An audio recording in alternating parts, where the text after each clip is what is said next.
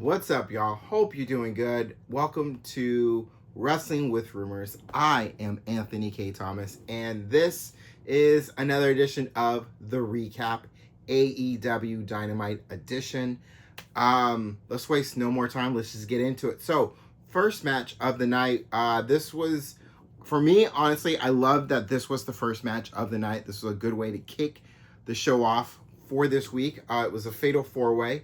It was Orange Cassidy, freshly squeezed Orange Cassidy, Speedball Mike Bailey, Mark Davis, and Ricochet. All four of them fighting for the opportunity to face Kenny Omega for the AEW International Championship at Dynasty. And this match, fast-paced, hard-hitting, high-flying, all over the place, in and out of the ring.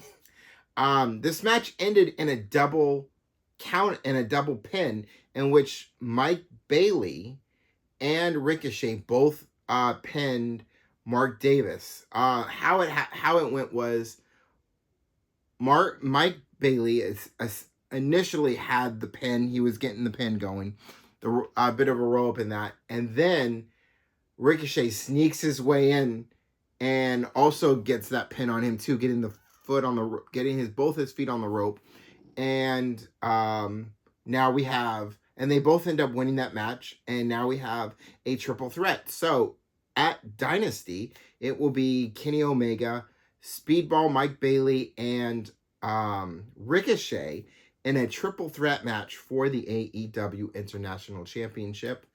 Can't go wrong with a triple threat, and should be good.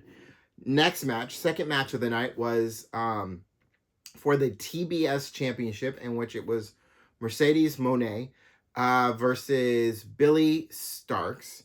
I really like this match too. These were the first two matches. This was all, but you know what? I have to honestly say that this for me, this second match was match of the night so far. So up to this point, for me, this felt like a match of the night.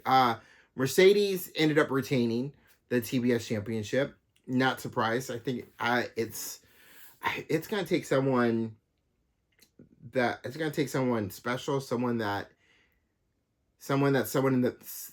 they believe should hold the TBS Championship that is better for Mercedes Moné. Anyway, third match of the night was Jon Moxley versus Cope for the AEW Championship in a street fight match. This match got started right off the bat as Jon Moxley was making his entrance like he normally does.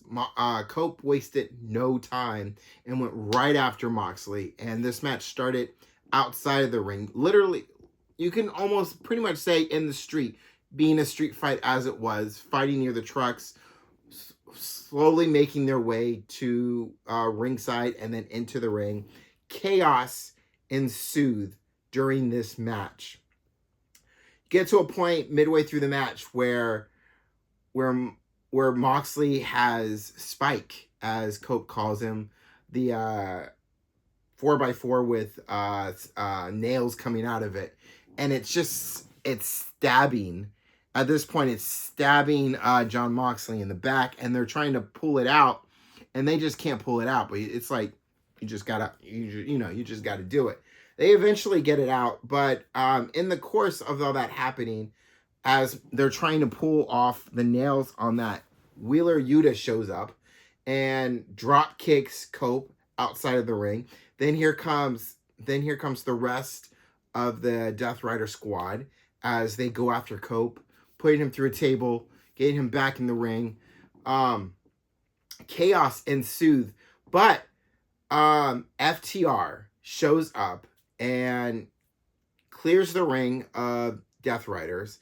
Edge has a moment where he spears Jon Moxley through a table that's set up against the corner of the ring, and goes for the pin, but Marina Shafir slides into the ring quickly and stops the count, stops it at a 2, where Cope was literally like a second away from becoming the new AEW champion. But then Willow Nightingale shows up, takes care of Marina Shafir, and then Christian Cage's lackeys, or his sons, as he would call them, part of the patriarchy. I know I'm mispronouncing that, part of my mispronunciation of it. They show up and they ensure that that Cope doesn't get the AEW championship, keeping him away from it, and Jon Moxley retains in that match. So we get to the end of that match. Then after that match, a beaten Cope sits up, puts his hand up in a friend and a confidant in Dax, member of FTR, and Dax shoos his hand away and walks out, and we're like, what the hell? And Cash goes to figure out what's going on, and Dax pushes Cash away and then walks away. Frustration clearly about how that match turned out, but something's starting to cook there, and I don't know if we're getting to a point where they're going to actually break up FTR, or Cash hears out Dax for what he has to say and Cash agrees with him. I don't know where they're going to go with that. If there's something like a slow turn going on there where they turn on Cope, no idea, but something is slowly starting to cook there. We'll just have to wait and see what happens. Fourth match of the night was Will Ospreay versus AR Fox, as Will Ospreay is really just getting ready for the Owen Hart Classic, the tournament. Ospreay wins that match. Always good to see AR Fox when he gets his opportunities on Dynamite. So it was good to see him in the ring. It was good for him to showcase himself. And even though he didn't win that match, he left it all in the ring. So that was a good match. Main event time. Now, I don't understand why this was the main event, unless the only reason why was because Toni Storm was sitting ringside watching it. But the main event was Chris Statlander versus Megan Bayne. And the only reason why I can think this was the main event was because of Toni Storm. Megan Bayne gets the win in that wins that match. After the match is over, Toni Storm gets in the ring, and Megan Bayne and Toni Storm, they start to brawl. Here come the refs. Here comes security. They separate them. Toni Storm lays the challenge down to Megan Bayne for the AEW Women's Championship at Dynasty. There's your match. Now, and then AEW Dynamite fades out. That's the end of the show. Now,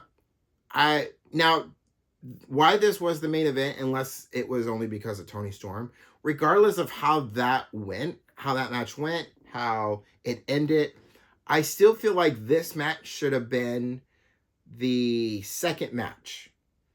I feel like have the Fatal 4-Way as the first match, then have Chris Statlander versus Megan Boone as the second match. Now, one of two ways to go for the main event. Now, if you still want the women